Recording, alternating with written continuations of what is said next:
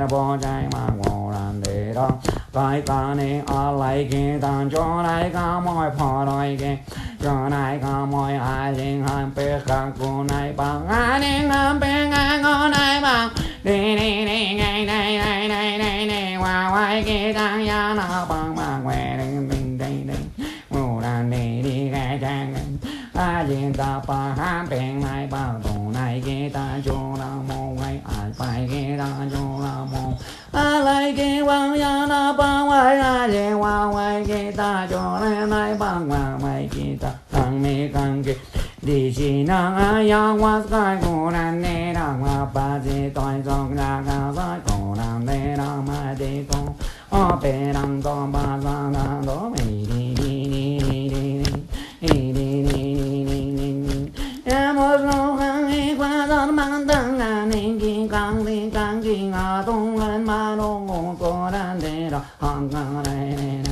đi đi đi đó. Yeah. So let's try again. Yeah. More power. More power. Yeah. More from the gut. Gut talking. Yeah. So maybe you can introduce yourself and share with people, a bit about yourself and your path and how you made Peru and why and how was it staying with us, Yeah, sure. Just talking. Yeah, that sounds good. So my name is Greg. I'm from Seattle, Washington. Lived there for quite a long time now. Let's see, as a career I worked as a software engineer. And I think it's kind of a long story about how I ended up here or why or what the whole life story is. No, I think it's good. Yeah, share your spiritual path. Yeah, I'll talk a little bit about that. I guess I'd always been interested in psychology and spirituality, meditation and such back in early high school, maybe late middle school. I'd read a few different books that kind of caught my attention, and there was just something about it that seemed, like there's another alternative to just kind of going through the motions of everyday living that appealed to me and kind of caught my attention. So that was sort of the start of it, but I never really went much further before, besides like reading a few books and I would study philosophy, trying to understand the world, thinking that if I just understood things intellectually, then maybe I could make sense of everything in some way, and like everything would be okay or right if I could just come to like this correct understanding. So I would study a lot of science and philosophy, and I'd wake up in the morning and meditate for 15-20 minutes or whatever. And I went off to college, and I kept on reading more books and studying, but the meditation thing kind of went by the wayside. And then a few years after college, I ended up going on one of those 10-day Vipassana Goenka retreats, which was an interesting experience. And kind of about a year after that, I started getting into a more regular, serious meditation practice of an hour or so a day, thinking, okay, well, like reading all these philosophy books and studying all this stuff intellectually hasn't worked. It hasn't got me what I wanted. So maybe the answer is just looking inside and looking at my own mind, which is the thing that's creating all the problems, and it's like the source of everything, right? So I thought, okay, I need to actually get serious about this. So I was practicing meditation very consistently for a few years, and I started going on some longer meditation retreats. There was one in particular that had a pretty powerful experience during the middle of one of the retreats, and about a year after that, I quit my job and came to Peru and drank ayahuasca for a month, and then went back home and went and meditated in the desert for 6 months, and was basically spending a lot of time doing these long meditation retreats, and ended up going back to my same job after that. I was just unsure what to do. I was happy and was like, man, this is great. I've had this wonderful experience and just really don't know what to do with myself. I guess I'll go back to work. That seems fun. So I did that, and when I went back, it just didn't really work at all when I went back to work.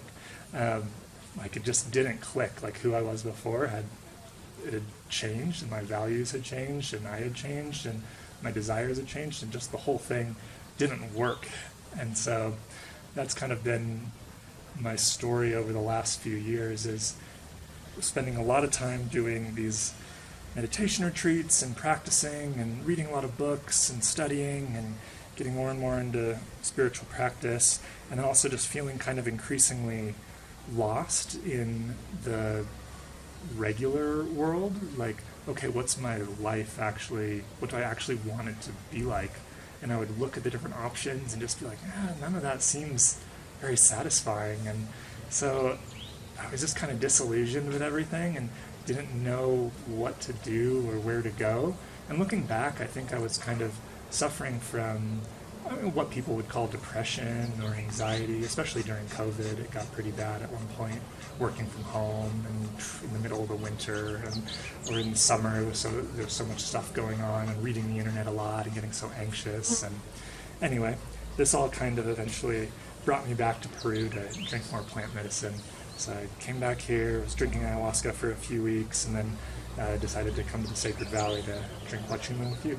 And I've been here for about 3.5 weeks now, and tomorrow will be my last day. Yeah.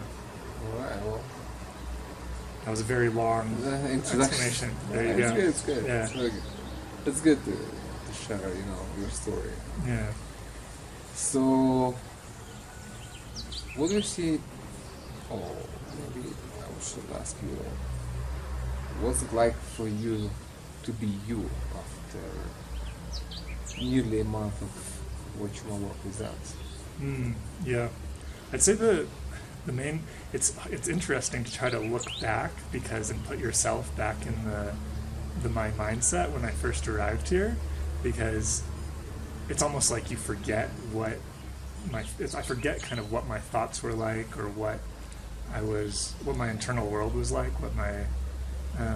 so it's a little bit tricky to compare, but I'd say the main points of comparison is there's a lot more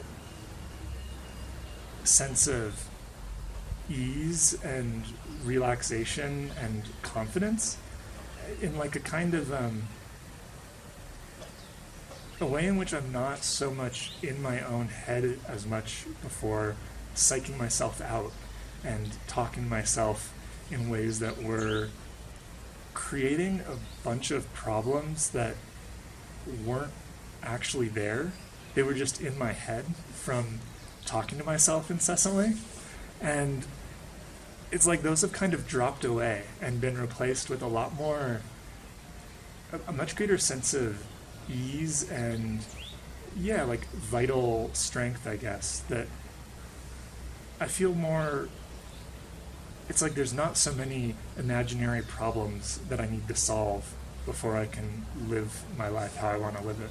I can just go and do what I want to do and do my best, and it's fine. It's good. Yeah, I'd say that's kind of the main difference that I'm noticing right now. Alleviation of certain imaginary burden. Yeah, right. It felt real, actually. Well, it felt very real. It felt like this is my problems, and I need to engage with them and like solve them and make them go away or something. And it's interesting, just over the last few weeks, it's like they just kind of dissolve, or I've like seen through them in some way, and it's not in any intellectual way. It's not like I've reasoned about them or something. It's just my perspective has opened up wider, and there's just been, it feels like more life force or more life energy, and a wider point of view that makes the problems kind of disappear or just seem like a mirage. Yeah. That's exactly how I experience it too, Mm-hmm.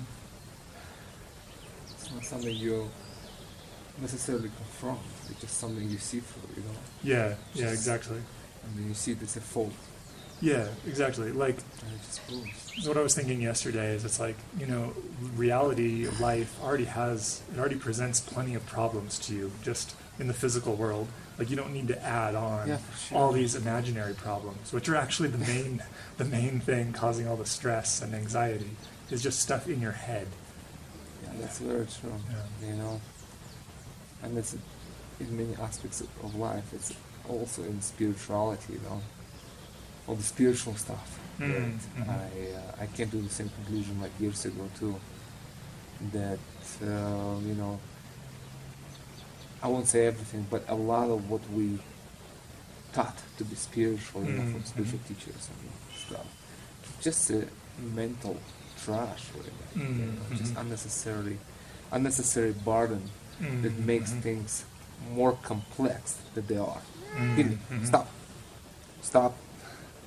Yeah, I mean, there's a way in spirituality where, you're like, okay, I want to realize something, and you're not even sure what you want. You've kind of projected something out in your mind and put it out in the future and said, okay, in the future, in this imaginary timeline, I'm going to do all this practice and I'm going to get something in the future. And you just set up this whole mental imaginary world in your mind, and then you've taken that to be real. And then you say, okay, now I'm going to do all this stuff in order to get something in the future for me.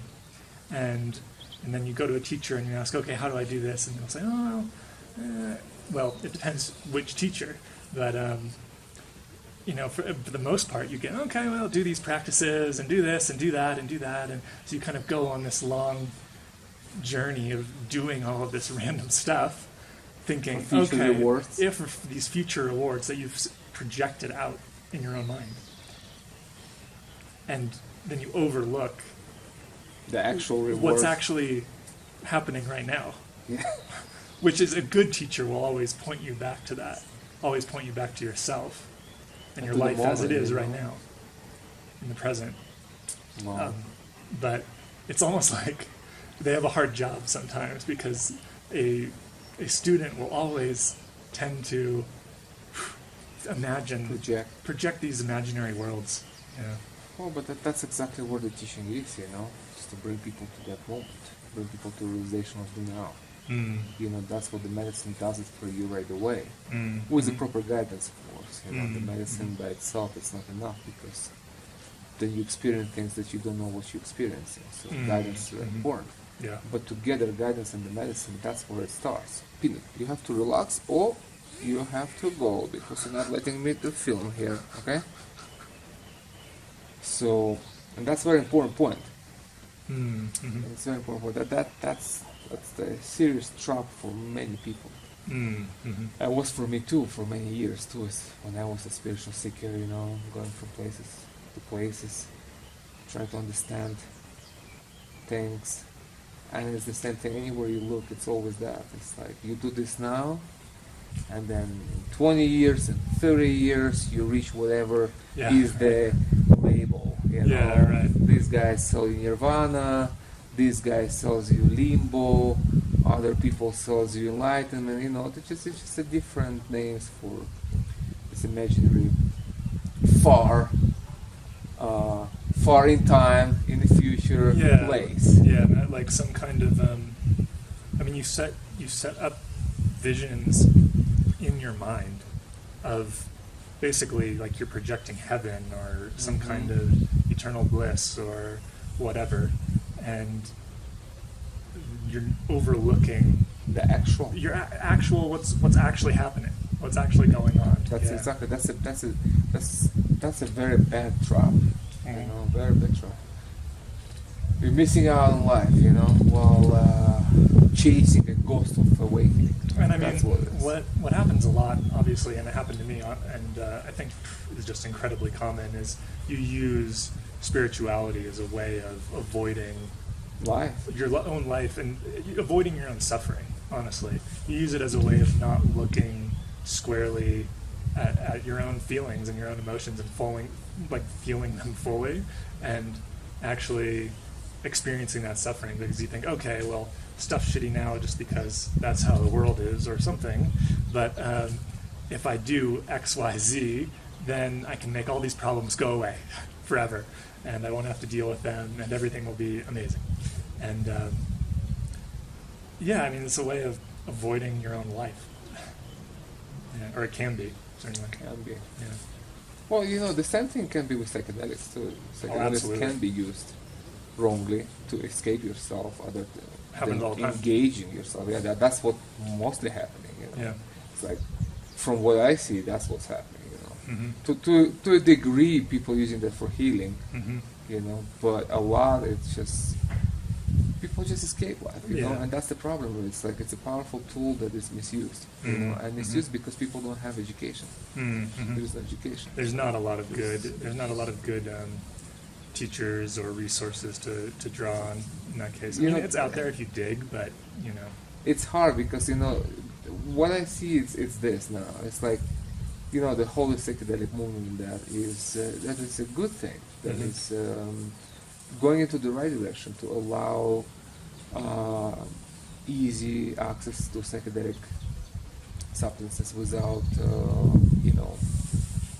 punishment by the government, which is ridiculous. You know, it should all be decriminalized. You know, nature is legal. That's the whole point. You know, so the move it's right. I support that. The problem with all this that is it's kind of one-sided. And I see problems down the road, you know, and that's what I'm trying to warn people about, because it's not enough just to decriminalize everything and then just everybody starting to, you know, eat mushrooms all day long. You know, it's not enough. Yeah. You need to have education, you need to have guidance on what to do with this, with the experience itself and how to do it, and where to take yourself with it, you know, using it as a fuel for self-understanding, you know. But you see, for this, there has to be spiritual context Exactly. that is completely Yeah. absent in the Yeah. West. It's just not has part to of be the a culture, framework you know? to hold it. Yeah, there isn't. Yeah. There isn't. So the only thing that I see it's you know is that healing format, which is okay, you know, but it's a limited thing. It's like healing your depression, anxiety by microdosing. It's all good, you know, Yeah. and there is a certain structure around it. But it's just such a small part of the whole thing, you know. Yeah. It has to go. You have to go through this. Yeah. You know, this is where healing. It's where things start. Right. You begin from healing. You can contemplate divine realm if you are, you know, depressed and anxious and scared and you're out of touch with yourself. You know, you need to bring yourself to a reasonable stability, mental well-being, Yeah. and, you know, connection and reasonable state of mental health. You know, then from that point you start really exploring consciousness. You know? Yeah. Well, I mean, it's a question of what do you want to do with your life? Like, healing just gets you back to a baseline, and then what? where do you go from there? Do you just go back to viewing everything the way that you were viewing it before? Kind of like, okay, I'm gonna do this job and get my 401k, and then I'll be safe, and then, well, I guess I'll watch some television. That might be a good new thing on Netflix, and that will be cool, and I'll just do that for another 30 years, and then I'll die. You know, that's a little of a bit of a bleak picture, but, Well, but it's not that's too what it far. is, It's not you know? too It's not far far off from the from truth. where we're at, and it's like, do you want a deeper vision of life, Or deeper experience. a deeper knowing, a view Yeah. of like living in Different a living, fuller different way, quality in a of fuller life. way? You know, that takes some real work, and you know, plant medicine, psychedelics can be a very powerful tool for that. Like, absolutely. If you have proper guidance and Yeah. and map. I mean, where to it with can go you know? very wrong too, as far as I can tell. Oh, for I mean, sure. because I've it's, seen you know, people- it's serious business. You're messing with your own mind, in a way. I mean, you're giving your mind, and you're giving things you're putting in a lot of powerful fuel, and so if you don't know how to drive, you can go off into some weird territory. You can. Yeah. Oh, you know, that's what I usually say. It's like, you know, psychedelic, you know, plant medicine, it's a fuel you put in your car, but without a map, you never reach anything. It's like you just drive around town like until you run out of gas, Right, You know, yeah. and nothing happens. You know, you have to know where you go with it. Mm-hmm. You know, and here, you know, I bring all this baggage into my work, which is the spiritual, you know, Eastern spirituality and everything. You know, my path before I came to plant medicine, Yeah. which is studying Eastern philosophy and contemplation and finding meaning and truth. Well, I'll say the my world, you know? experience with psychedelics before and after engaging with the serious spiritual work is completely different. I mean, completely different. I mean, I was taking psychedelics back in high school and then college and Of course. early years, and had some cool experiences and had a lot of fun, but it didn't really go anywhere. But then re-engaging them more recently after spending a lot of time looking at myself in silence and reading a lot of texts and just a lot of practice and some good guidance from some good teachers, it's been completely different. Yeah, completely different. That's what I'm saying. Yeah. That's the same here. That's the framework that I use in my work. Mm-hmm. You know, that's where I put my medicine in. I think It's it's that important. spiritual framework. Yeah. It's not just having an experience and not knowing what to do with it, and then just having nothing to say about this, really. You know, it's a work of looking inside. Yeah. I mean, I think Yeah. people are really hungry for these kind of spiritual, for lack of a better word, frameworks now, because there's like this sense of there's not very good maps for living a full human life available to us right now in our modern culture.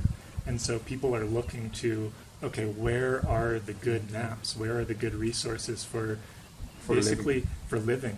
Yeah, for, you know, this whole predicament of finding yourself alive and being magically born and, oh, and I'm going to die. And, okay, what do I do? Or what's the guidance here? How am I to live?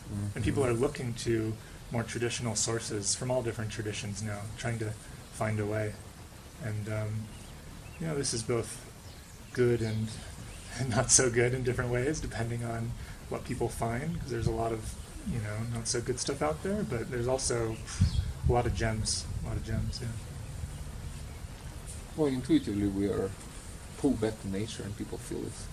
Absolutely, You know, yeah. because we are so, like, talking about not just the Western culture, but the modern culture. It's not just the West. Yeah, it's the whole world everywhere. now. It's the Yeah. whole world. It's like everything is screwed up. You know, we're so detached from reality, from nature, from authenticity. It doesn't matter where you live. Of course, in the West, it's just worse. It's like it's just the fact of life. You know, if you look like South America, India, you know, spiritual places. You know, people are more connected to Earth, so you don't feel the matrix Yeah. so much Yeah.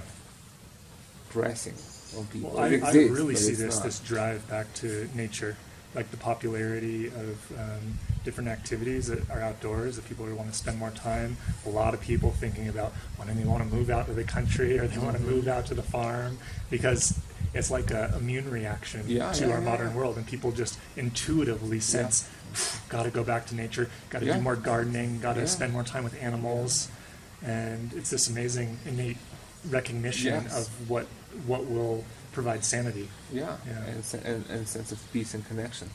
You know, it just confirms that it's the way, because people innately do that. You know, just feel like, you know, I need to get out of the city because this is a madhouse here. Yeah, you know, and it's I making need people birds crazy, and honestly. trees, Yeah. and feel wind on my face, and not you know, gas, you know, smoke from the car. Yeah, You know, I yeah. want to smell flowers, not Yeah. you know, petroleum everywhere. You know? Well, I mean, it's such a, imagine what a huge difference it is for a human being who co-evolved in the natural world as an animal, as like this natural being, to then spend basically all day inside an air-conditioned room looking at a screen, manipulating symbols on a screen, on a bright screen. This is sitting still. This is so unnatural that the mental health problems, for lack of a better word, that we're seeing in the modern world, they make perfect sense. Yeah, I mean, it's just like look a at math. look at what we're doing. Just a math. Yeah, It's mathematical equations. Yeah. Like you do this, you get sick. Yeah, It's like, you know, it's quite simple. you don't Yeah. get sunlight, you get depressed. Yeah, yeah. It's just that you don't Yeah. you don't spend time in nature, you get off balance. Mm-hmm. You know, your soul will feel uncomfortable within Mhm. yourself. Yeah. You know, it will feel sick, it will feel ill. You know, and you know, considering how little sunlight you even have in the northern hemisphere. Like you wake up in the morning, it's dark. You come home, it's dark, and you spend the whole day sitting in, with nail lights. Yeah. It's just so natural for yourself. Yeah. You know? It's like Yeah. your pineal gland goes crazy there. It's Yeah. like it's just confused. Yeah. It's totally confused. It's like, what's happening here? You know, this is something I observed in my previous job where it was like these are some of the most privileged people in the world, some like the most well-off folks in the entire world, and the rates of like depression and anxiety seemed very high to me. Like, Yeah, we're talking very about high. the silicon people Yeah, exactly. You know, I was working at this large tech company and in Seattle. in Seattle. Yeah, and So this is like top of the line, American dream. Yeah, you know, exactly. A high-paying job. this is like Free coffee. This is like what you're supposed to get. You know, this is like you've made it. This is like, achieving in you've life. made it, and honestly, I don't want to tell other people what their experience was like, but just from your experience, from my experience and observing other people, there's a lot of. It didn't seem like most people were flourishing. I'll say that. Yeah, it didn't. That wasn't my impression. It didn't seem like these are really. Everyone's really vibrant flourishing people. and vibrant and happy and fulfilled, and yeah, it didn't really seem that way. I mean, I'm sure there were some people, of course, but yeah, it wasn't my impression. One of the traps, Yeah. false sense of happiness. Yeah. That's what it is. Well, yeah, it's kind of there's a way in which there's happiness that's embodied and real and happening now, and then there's a kind of make-believe happiness in your mind where you tell yourself a story about what your life is like and compare it to a idea you have of what your life is supposed to be like, and if they match close enough, then you say, I'm happy, and if they don't match close enough, then you say, I'm sad. And this is kind of a strange reflection of happiness and sadness that's quite disembodied and distanced from your actual experience of living. From the actual happiness that you experience in the medicine. Yeah. Just sitting on the ground, surrounded by the trees, the mountains, listening to birds, just being real. That's a big thing about coming here, is really appreciating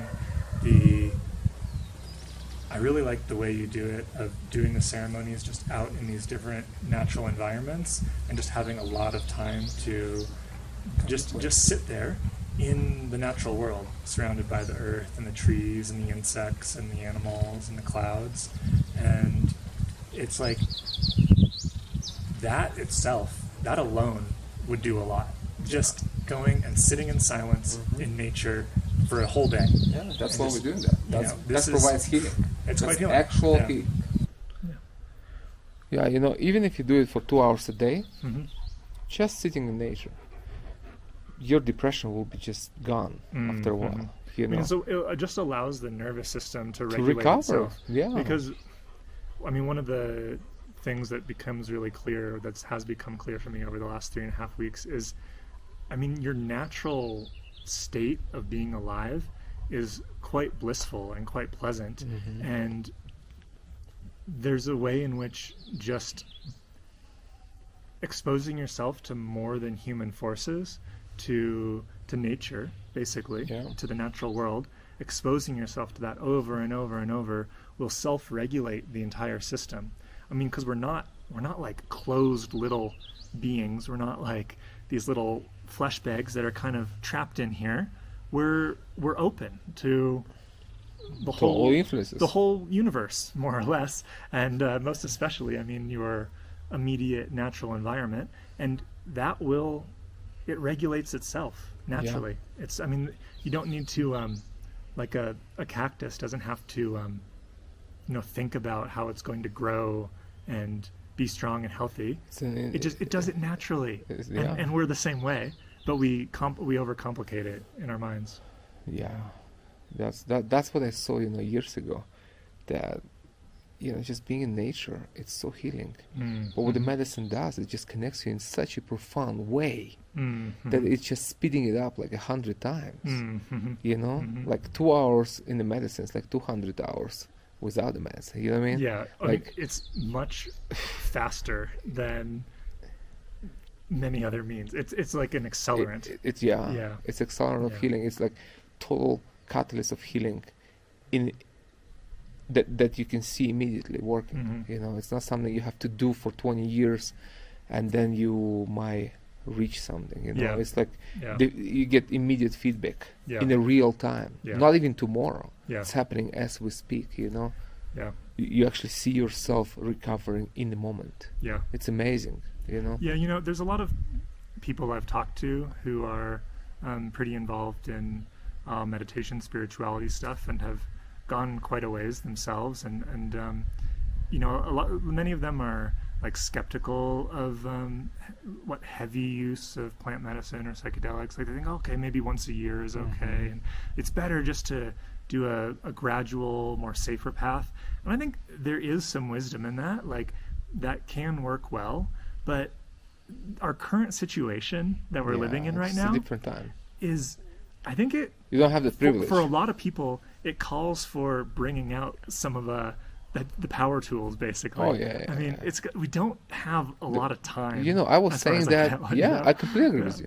I was saying this before pandemic. Mm, I mean, if you read my second book, mm, The Mexican Confession, that was published in 2018, a year before the shit show came to town. You know, it's all there. Yeah.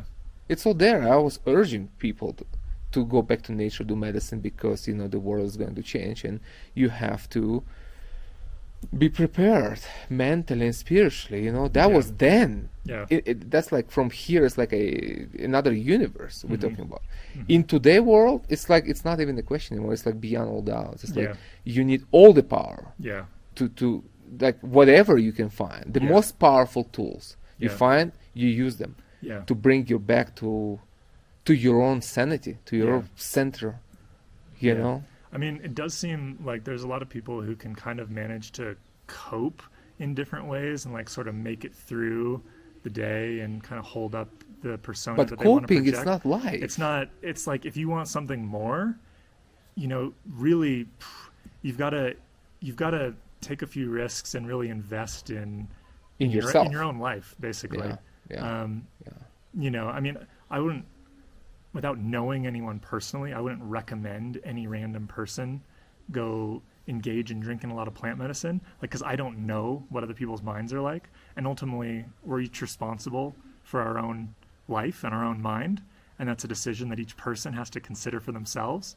But I can say for myself, I am extremely glad I decided to come here. I think it was one of the best decisions I've ever made. Yeah.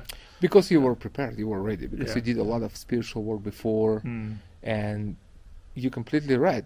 Plant medicine is not for everybody. I mean, I'm saying that straightforward. It's not for every person on this planet. Yeah. There are many people who are just not built for it, not fit, not physically, not mentally. They're just like so far away from this that would not something I would recommend. Yeah, They're just not There prepared. can be kind of some preparatory Prep, work that yeah, can you take need place, to, you know, like get some life some coaching, psychological meditation, healing, you know, do some exercises, sunlight, just, yeah. you know, change your diet, just a lifestyle, change your lifestyle first, you know, Right. become a little bit more aware.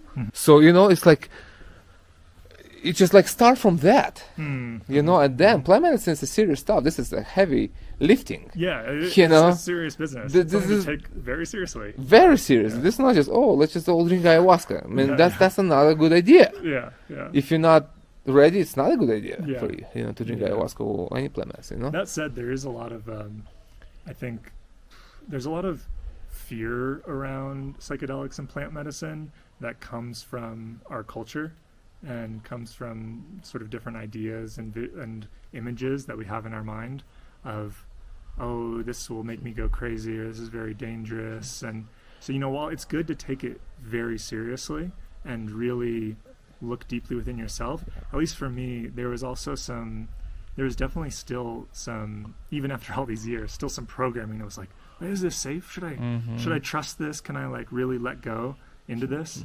And Should I trust nature? Yeah, should I trust nature? Should I trust divine creation Yeah. that been here for billions of years? You know, You know, because it's scary to let go of control. Basically, Yeah. or we live our whole lives trying to manage Control, everything very carefully, control everything, kind of package up the past in a nice way so that we can make the future how we want it to be, and to really let go of control into things that are beyond you is it It's can be hard. hard. Yeah, It's hard, yeah, yeah. it can be a little scary. You know, but that's, you said it right. It's just programming. It's Yeah. a cultural programming Yeah. that been injected in you early on. Well, we think we want Yeah. control, but once you realize that this impulse to control everything is what's causing all of the stress. It's the problem. It's causing all of the problems that you're trying to solve. Not all of them, but a lot of them. Well, that's something you learn Yeah. quickly in the medicine. You know how to let go of it. Yeah, well, that's, Totally. that's one thing I like about it is you get this kind of immediate feedback of what's going on in your mind. So, okay, I engage in this train of thought, and oh, now I'm feeling this way, and it's really clear to you. Like you can make the mental connection like instantly in a way that would take a lot of very, very refined awareness in normal life to notice this in such a visceral way, because it just amplifies all of these forces that are always occurring, but now you become much more aware of them, and it allows you to notice what the connection is between what you're doing with your mind and what your experience of being alive is like in the moment. Yeah. So, what is Huachuma for you? What is it? What is it for you? It's an interesting question. Let's see. I haven't thought a lot about that. I would say Huachuma is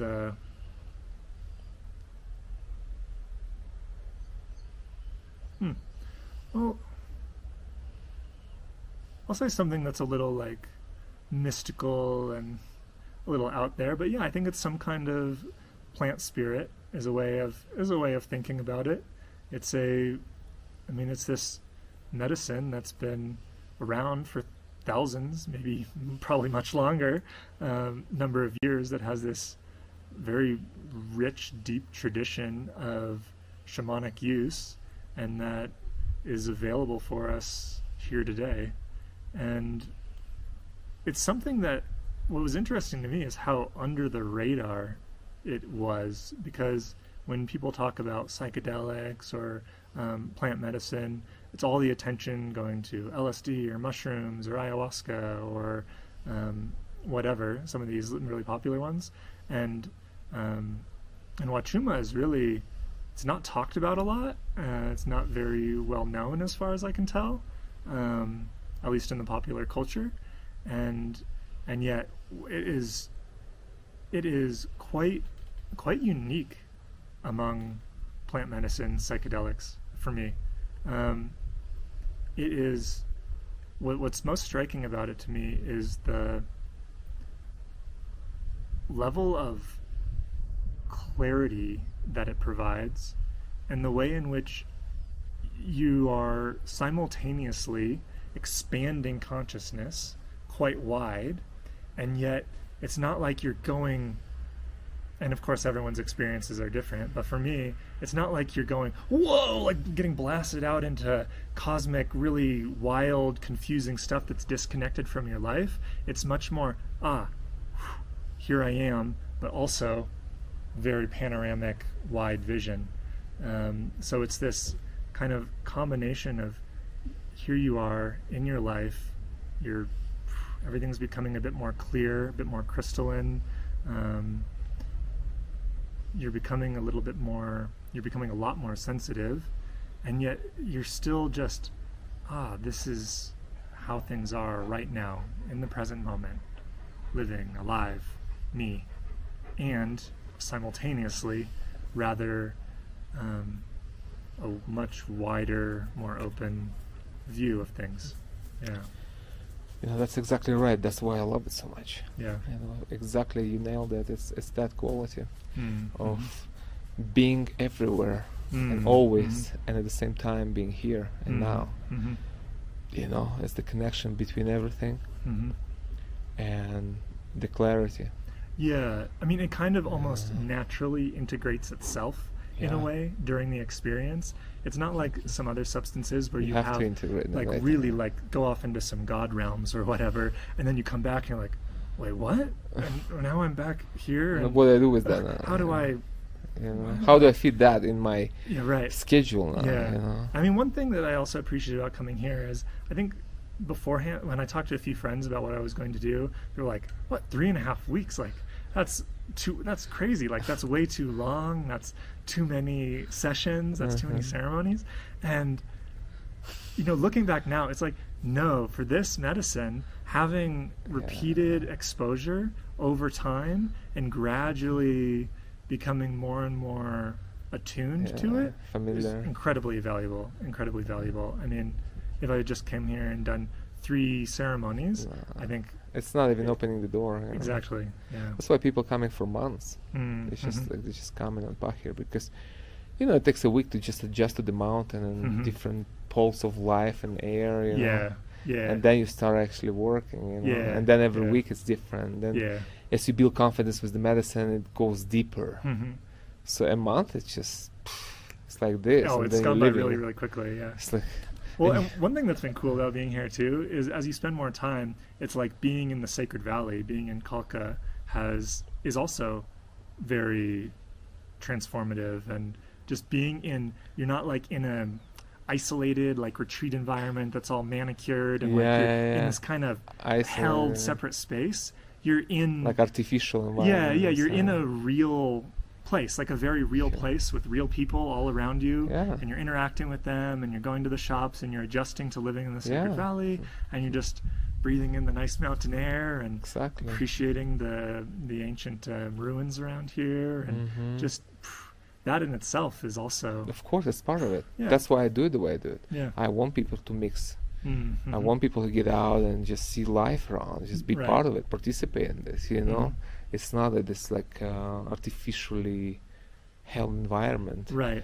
It's like, that's not my style, My style is, it's more authentic participation. Well, and there's something about, being in a foreign culture and being in a different place where you maybe don't know the language very well, you don't know exactly what the customs are, like how do I do this, how do I get this money or whatever.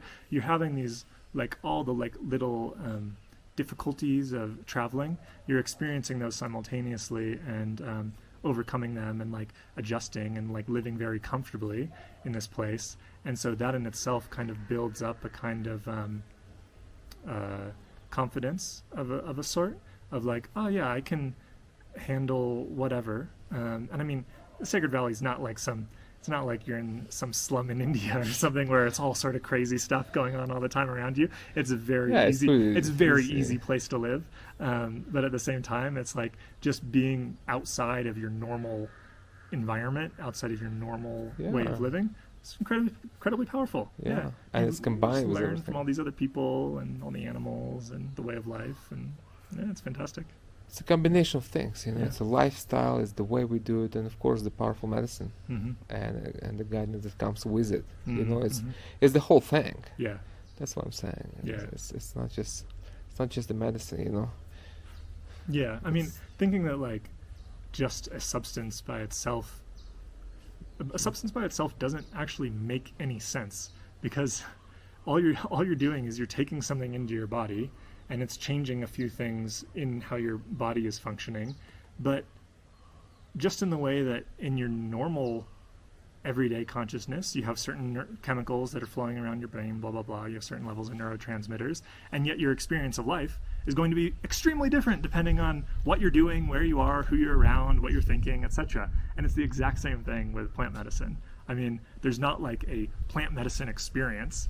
It changes you, but it's like what you're doing with that, like where you are and how you're engaging with the world around you. Yeah, exactly.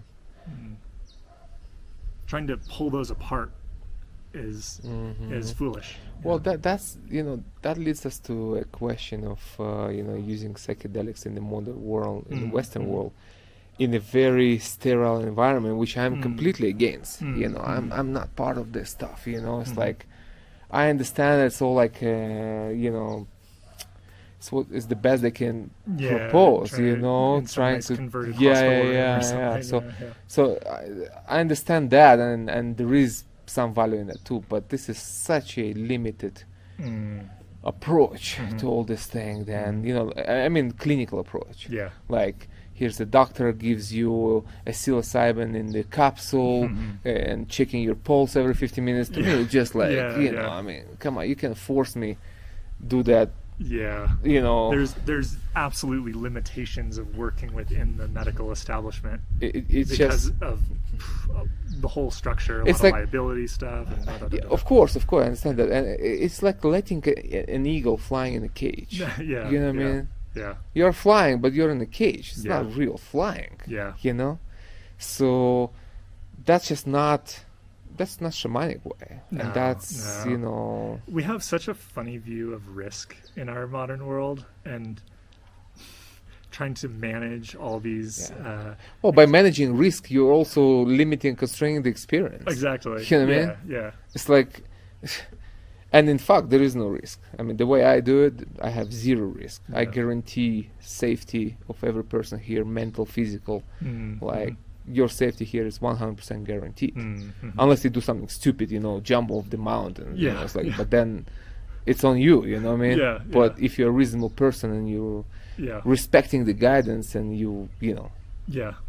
didn't Well- come here to do something foolish, then Yeah. you will be fine. You know, this you know? is the thing about everyone is ultimately responsible for themselves, and it's like of course you want to go to.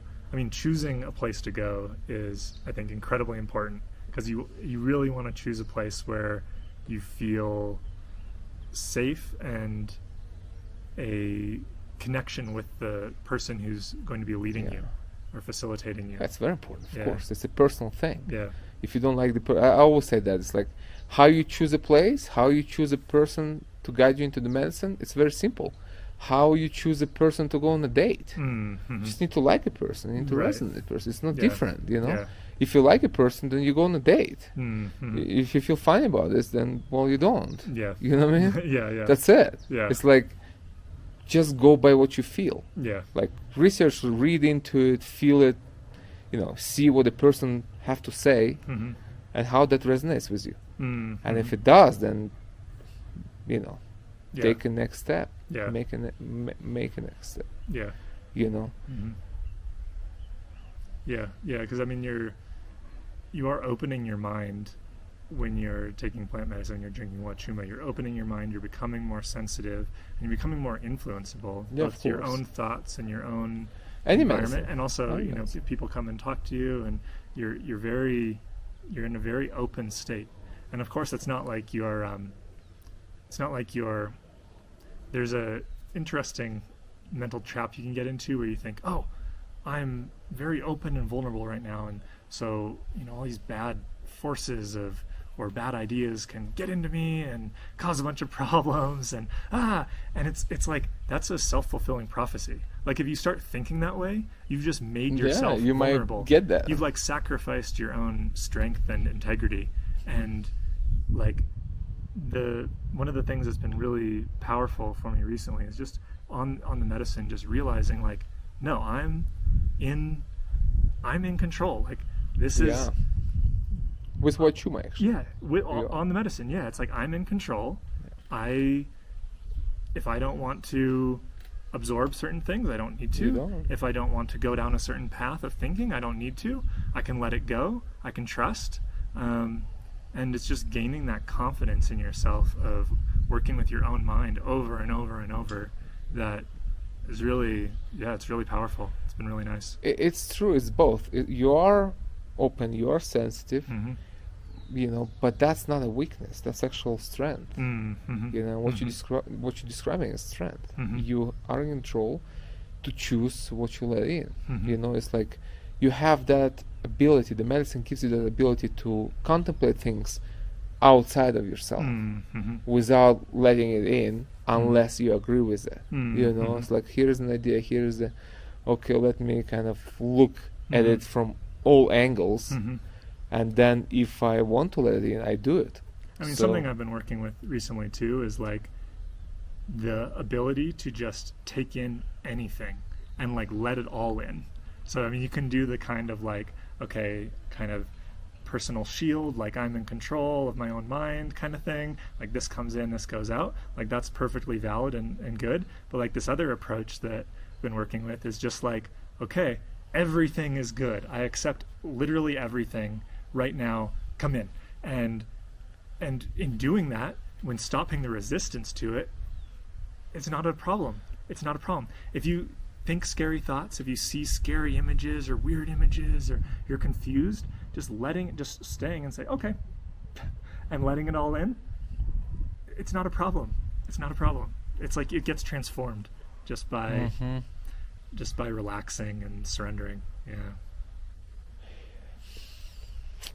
Let's see. Well, what else we want to talk about? What else do you want to talk? I don't know. Many things. Like. Any more coca tea? Yeah. You have some? Yeah, I have enough. I'm fine. Okay. I've probably got enough coca. Maybe you want to share, like, how do you see your perception being changed before and after? Perception? Yeah, like how you perceive things. If you can already see it, of course it takes time to unpack, but you already can see things differently in the world after just spending some time with us here. Yeah. Like maybe you want to talk about that. Yeah, what sort of perspective? Like perspective on just on the life, world, you know? or life, Yeah. or just how is it to spend some time here with us, you know? Like how do you feel that affects your worldview? Worldview, yeah. I mean, so I'll start on just the like low-level phenomenological level of just myself personally, and it's like everything just feels a lot lighter than it was before, and I just feel a lot more everything, yeah, it feels lighter. So it's not like I don't still have challenges and things I want to do in life, and like there's all these different things going on in the world that I'll need to navigate, and it's not like those have magically disappeared or something, but it's more like it's all a bit lighter, it's all a bit simultaneously more serious and more meaningful, but also much more, there's some lightness to it, some relief from it, and that it's like, okay, the less simultaneously taking things less seriously can allow me to take them more seriously, can allow me to engage more fully in living. So that's on like the personal level. On the wider level, in terms of my worldview, I'd say, I don't know if there's been radical shifts, but there have been a lot of clarification, like a lot of clarification of how I see things, and a lot more confidence in my own point of view. Yeah, I'd say that's been a really big thing. So before this, I would often be looking to other people or to teachers or authority figures or thinkers I admire to kind of validate my view of things and validate my way of seeing and my approach to living. And that's kind of, it's like I'm simultaneously still in a place where I want to learn a lot from other people who have more experience than me, who have seen more, who have different thoughts and different ideas. Like I want to take that all in and learn from that and continue to improve and reflect on my own life and my own thinking. But at the same time, there's a real confidence of like, no, I am fully capable of coming to my own conclusions and my own thoughts about things. And that's very powerful. Well, one thing that's been interesting is, yeah, I've simultaneously clarified my beliefs, and in a way the beliefs have become more stronger. They've become a little bit more crystalline, more clear, more confident in them. But at the same time, I'm like holding them more lightly. Like, just a belief, just a thought. It's just a thing in the mind. Like, cool, fine. But all right, to get to the worldview stuff. I think there's been a lot of change of just a recognition of the way in which our entire global culture right now is quite sick and quite lacking of any real substance or deep value. Like we've kind of gotten ourselves into this predicament in which the global culture it's emptied out of real things that are really nourishing to the heart and that are really going to take us anywhere. There's a sense that I look around at what's currently going on in the way that we view ourselves and interact with ourselves and interact with other people and view the world and view the planet, as we've gone astray in a lot of different ways. I mean, we've become disconnected from the natural world. We've become disconnected from ourselves. We've replaced this connection with endless chattering to ourselves, about ideas, and it's just thoughts on top of thoughts on top of thoughts, living in like a reflected simulation world almost. And so there's a lot more desire personally for me to really spend a lot less time on the internet, spend a lot less time engaged in this world of self-reflection, of civilizational reflection, of endless talking and speculating and thinking, and a lot more really a lot of value connecting with plants, connecting with animals, connecting with the natural world, connecting with sunlight, spending a much more of a desire for a simpler kind of life, and a way in which the things that I thought were important to me in life, or that I really needed or wanted, aren't as, those are kind of mirages or illusions in a different way. Like it's not like having a nice house in a nice area is like bad or something like that, or undesirable, but there's a sense in which, I want to spend a lot more time just living in connection with the physical world, with the natural world, and engaging with other people in like a real way, in a way that's not mediated by a constant projection of personas that we keep up in order to like fit in within our larger civilization. And it kind of like validated a lot of my views. I think a lot of my discontent or unhappiness was I was doing things and living a life that it didn't feel right to me. It didn't feel, something about it felt off, and I kept on doubting myself about that, thinking like, oh, there's something wrong with me, because everyone else seems to be having a great time and pursuing all these things, and they were doing things and I was doing things that it didn't feel meaningful to me. It didn't feel right, and something just felt off. And I have a lot more trust in that feeling now. Like, you know what? I think I was just picking up on the current situation. Yeah. Sorry, that was a long answer. No, that's great. It just reminds me one of our early conversation with my first teacher, Don Howard, like 15 years ago, in 2005. I went first time to see him, and then we talked, and that's what he said. Actually, he said that you do learn new things, but a lot of it is just confirmation. And back then, I didn't really understand it fully. Took a while to understand it, but that's exactly what you're saying. It's something that we feel to be true inside, but we doubt it, and we kind of suppress that inner knowing, and that's a kind of crime against ourselves. We're committing kind of a spiritual suicide. So what the medicine is doing is just reinforcing that voice in you, and giving you that ability to trust it more.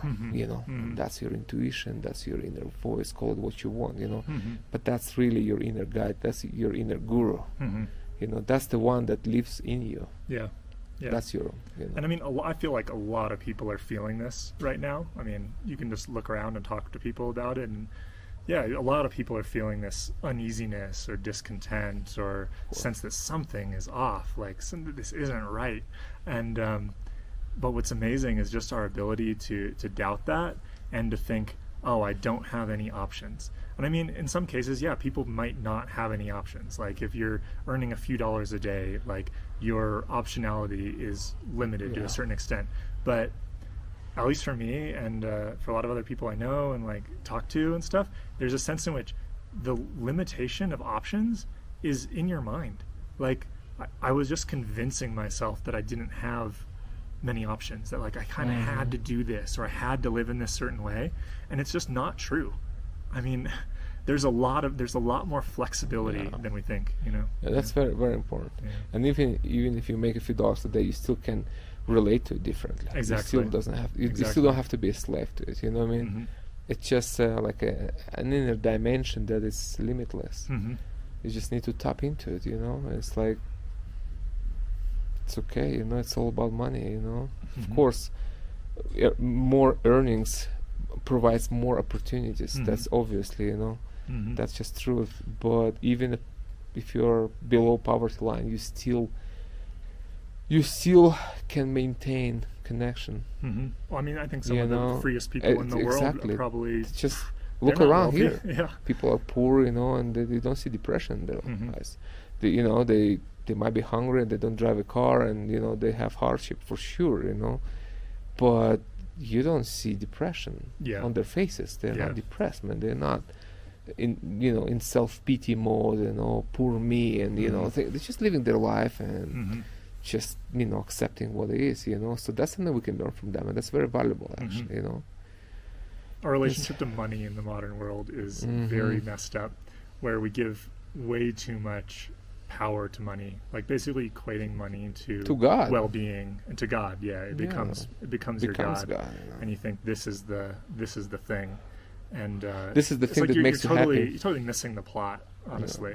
And it's like, I mean, I like money. Everyone likes money. Well, you but- need money to Yeah, to yeah, live. exactly. It's not like you like it or not. Yeah. It's like, do you like to have gas in your car? yeah, and exactly. drive your children to school? I mean, Yeah. it's not even a matter of liking. Yeah, well, It's that's just- a great metaphor. It's the you gas know? metaphor. You know, it's like, you know, money is gas. It's for your gas. car, but like You the know? point is, I don't live my life to have a lot of gas. Yeah, to exactly. store gas, but I want to Exactly. have a comfortable life that I don't feel limited Yeah, by this yeah. foolishness, you Yeah. know. And I come out of it. It's like I had that in my life.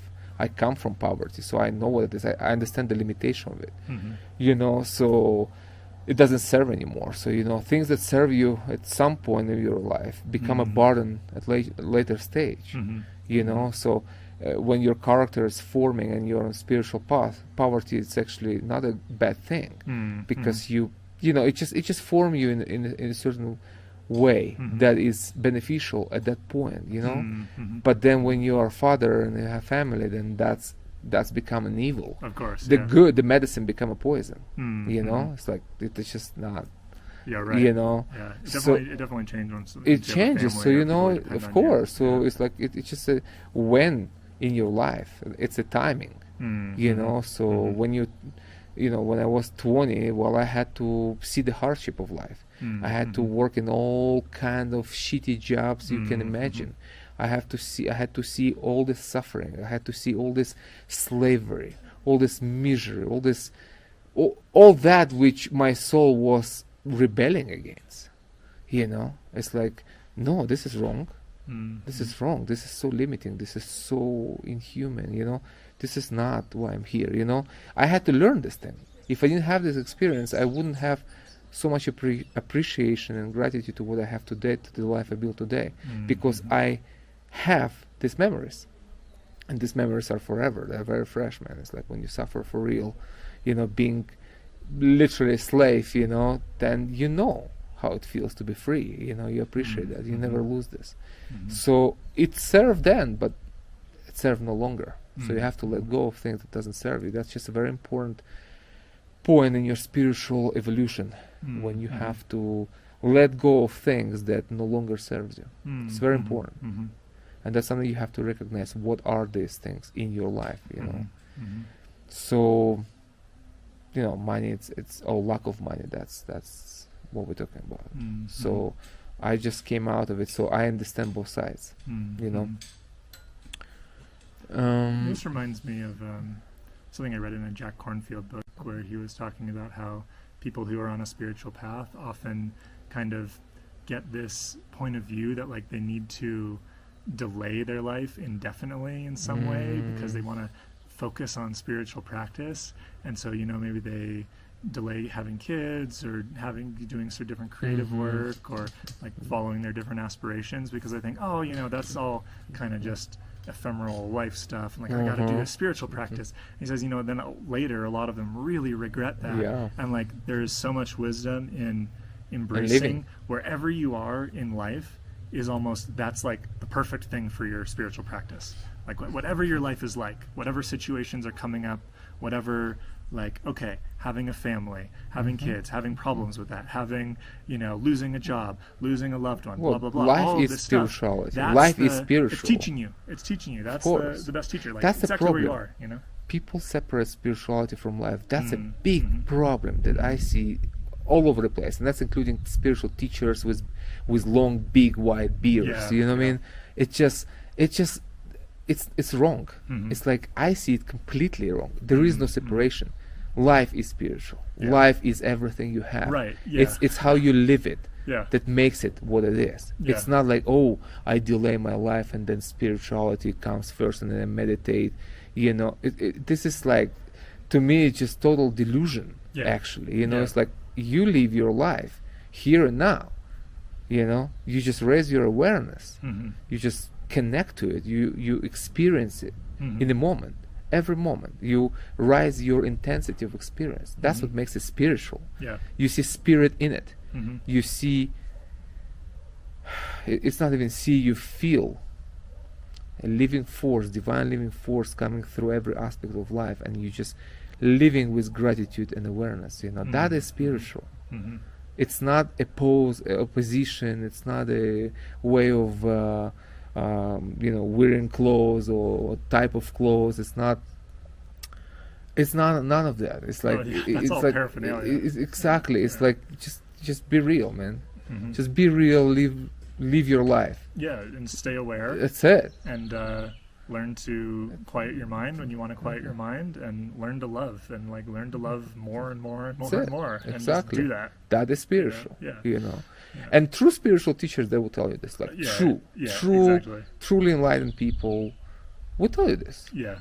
What's funny is they'll tell people, and it will just like boop, go right through your head because you have this idea. Because people complicate things. It's just our mind complicate things, and this is why the whole business of awakening becomes some kind of unachievable voyage, when in fact it's the simplest thing you can ever achieve. Right. Yeah. It's like there is nothing simpler than just being awake. Yeah. It's a totally natural state of consciousness. Yeah. That's how you are. Yeah. That's who you are. Yeah. It's in front of your face. It's right here now happening. The whole universe happening right now. It's not something to achieve in 20, 30 years of meditation. This is all delusion, and misleading.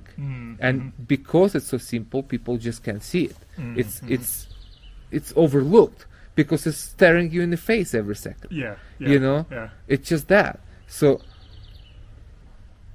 that's the problem. Yeah. It's instead of achieving something in the future, you just recognize that in the present. Right. Yeah. That's it. It's like just now or never. That's it. Yeah. It's a matter of perception. Yeah. It's nothing else. It's a matter of perception and realization. It's not something you build over 30 years of meditation. It's like if you do that, then you just miss the 30 years of awakening. Right. In a sense. Yeah. You know what I mean? Well, you can spend a lot of time training your mind into getting into some like really far out states through meditation and very blissful states, etc. But it's like, and there's some value in that if you want to do that, but also like kinda what's the point of getting into different states or having different experiences? Like, why? I guess it's important to ask yourself why you'd want to do that. I don't know. I love meditation. I think there's lots of value in it. I'm going to continue to do it a lot and continue practicing and continue doing inquiry and all this sort of stuff. But yeah, there's a way in which it's like thinking that awakening is really far away and really difficult and something that's not here now. I mean, that's kind of the obstacle, yeah? I don't know. At least it seems that way to me. It's not something I know a lot about, but, you know, it's like... It's like, why... It seems like that's going to make it harder on yourself. And good teachers will point this out. But yeah, like I was saying before, it's like it just kind of goes right over your head most of the time. Through it. Yeah, exactly. Through it. Like what's the saying? I forget the saying exactly, but it's like from some Tibetan tradition or Dzogchen or something, where it's like, this isn't exactly, but it's something like, you know, it's too close, you don't believe it, too good, you can't, you know, accept it or whatever, and just like Has to be complicated. too close, too good, too easy, too simple. Well, And that's the reason it's tricky. but that's what it is. Yeah. It's exactly true. Yeah, It's exactly yeah, right. yeah. It's just all that. Yeah. It's just sitting, breathing here, looking at the mountains, and just having full gratitude for your life. Yeah. You know, for that short moment of existence. You know, Yeah. in a infinite, you know, eternal universe. Yeah. Just quiet all the chatter and recognize that you're here right now. You are here right now. Yeah. Exactly. Yeah. Exactly. And what do you want to do from this point?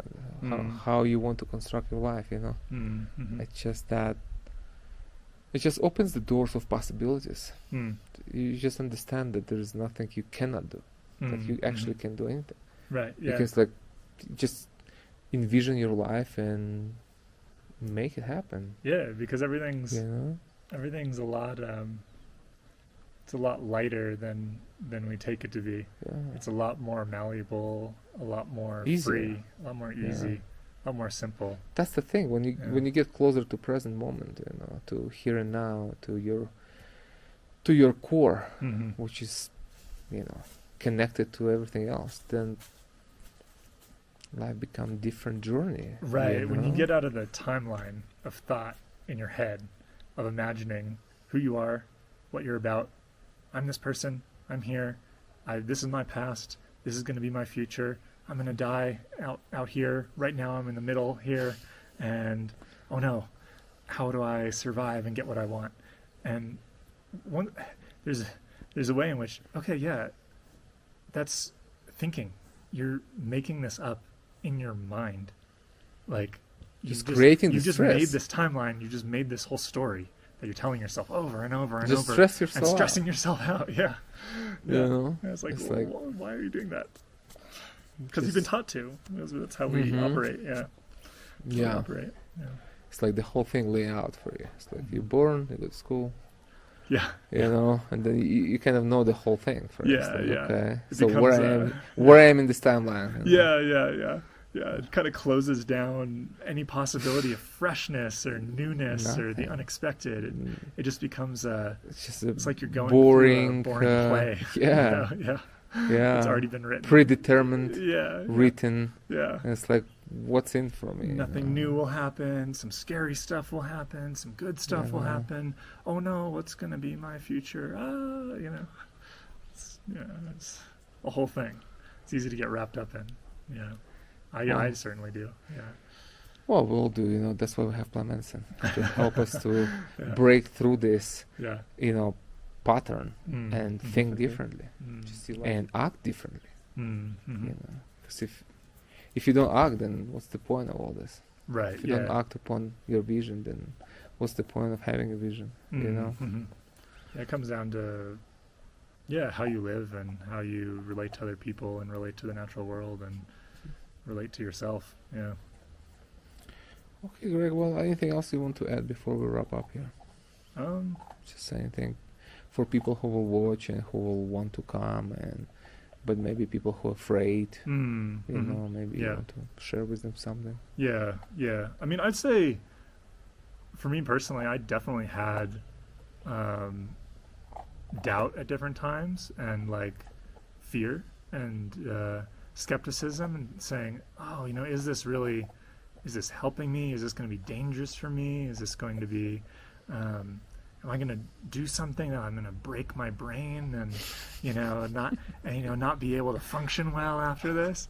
And gonna get a job after exactly, that? yeah. What am I going to do for work, and how am I going to get enough money? Maybe I'll be on the streets and just muttering to myself, I mean, it's silly because I've worked with a lot of different plant medicines and psychedelics, and I've done a lot of things, but it still was absolutely coming up. And it's just not been my experience sitting here now. I feel like much more capable of living effectively in the world, like much more capable. We'll see how that unpacks in the next few months, but yeah, I feel like